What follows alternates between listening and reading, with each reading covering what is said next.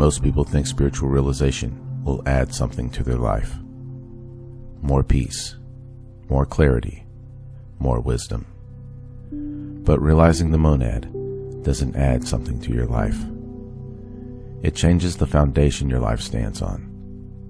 Because the moment the monad begins to be realized, something very strange happens. The person you thought you were living as starts to feel less solid. The world you thought you were navigating starts to look less separate. And the search you thought would take a lifetime suddenly starts collapsing into something much simpler. Not because you figured something out, but because you finally saw what was already here. That is why realizing the monad changes everything. Not because it adds something new to reality, but because it removes the illusion you were living from.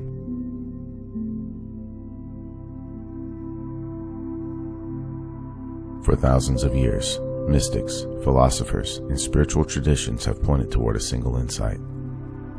Behind the endless variety of the world, behind every person, every object, every moment, there is one source, one reality, one indivisible ground of existence.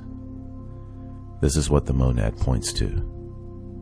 Not a god sitting somewhere in the sky, not a mystical idea you adopt as a belief, but the absolute unity behind all things. The monad is not something you join. It is what everything already is. But here's the problem. Most people only understand this intellectually. They like the idea of oneness. They repeat it. They quote it. They discuss it. But their perception of life is still built on separation. And as long as separation feels real, the deeper truth of the monad remains hidden. But when realization begins, everything starts shifting.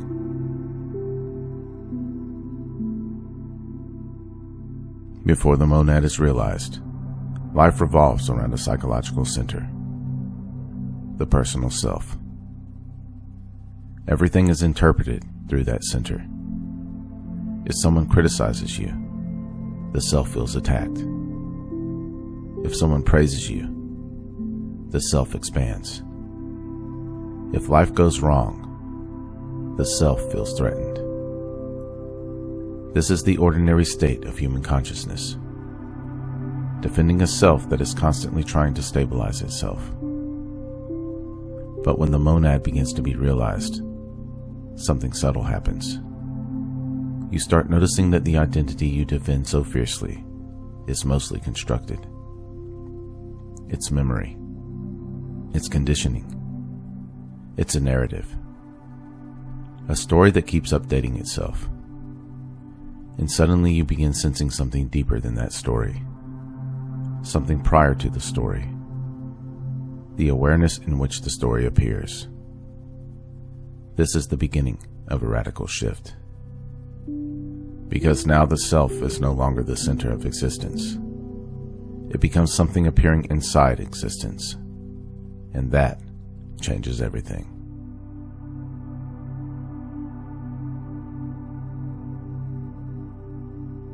Another thing that begins to change is how you see others. Before this realization, people feel fundamentally separate, which is why relationships become so complicated. People compete, they compare, they defend themselves. But when the monad begins to be realized, something becomes obvious. The same awareness looking through your eyes is the same awareness appearing through countless forms. Different personalities, different histories, different expressions, but the same source. This doesn't mean everyone behaves consciously. Far from it. But it changes how you perceive the human drama. You begin seeing people less as enemies and more as expressions of the same life moving through different conditioning. And that softens something inside of you. It's not weakness. It's clarity.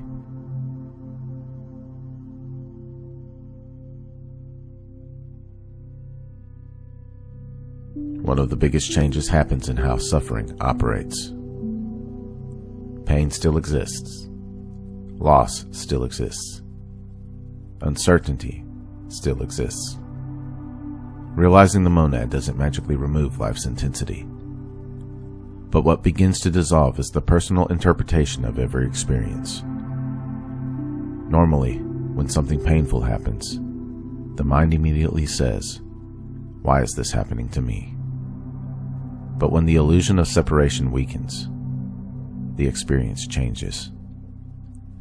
Pain is still pain, but the psychological resistance begins to relax. Instead of every experience becoming a personal crisis, life begins to flow more directly. Moments are allowed to exist without being turned into identity. And the strange thing is, a huge amount of suffering disappears right there. Because most suffering isn't pain. It's the mind fighting reality.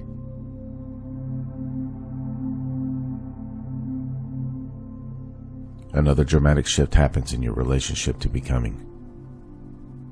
Most people live as though fulfillment is somewhere in the future. So the mind spends years chasing a better version of itself. But when the monad begins to be realized, this entire structure starts falling apart. Because you begin to see something simple. What you were searching for is the very ground of your being. The awareness you were hoping to reach is the awareness you are already living through. And suddenly the chase loses urgency. This doesn't make you passive. You still act. You still create. You still build and grow. But now your actions are no longer driven by a sense of inner lack. They arise from something much quieter. Something complete.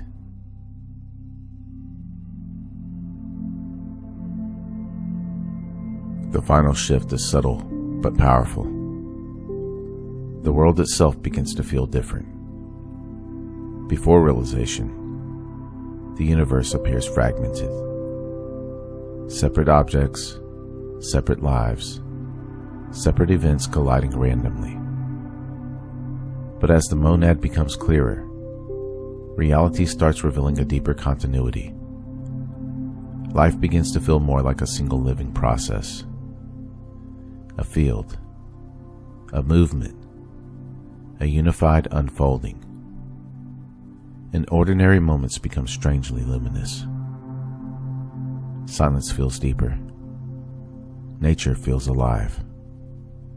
Conversations feel more intimate. Presence itself becomes meaningful.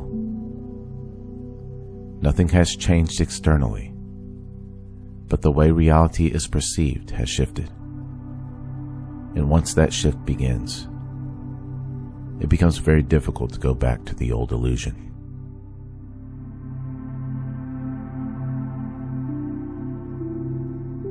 So why does realizing the monad change everything? Because it removes the illusion that you are a separate fragment trying to survive in a disconnected universe. It reveals that the life moving through you and the life moving through everything is the same source appearing in infinite forms. You don't become the monad. You are the monad. And the moment that realization begins to dawn, life stops being a desperate search for completion and becomes the unfolding of something that was already whole.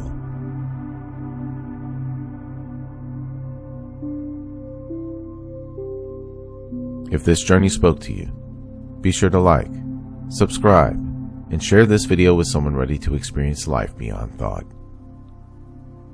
Comment below. When did you first begin questioning the idea that you are separate from reality? I read every comment. If you would like to support my work directly, you can do so at buymeacoffee.com/magnumopus333. Or you can explore some original merchandise at my Teespring store online. The link is in the description below. Remember, your consciousness is the key that unlocks reality. Let's keep unlocking it together. Thank you for watching. Until next time.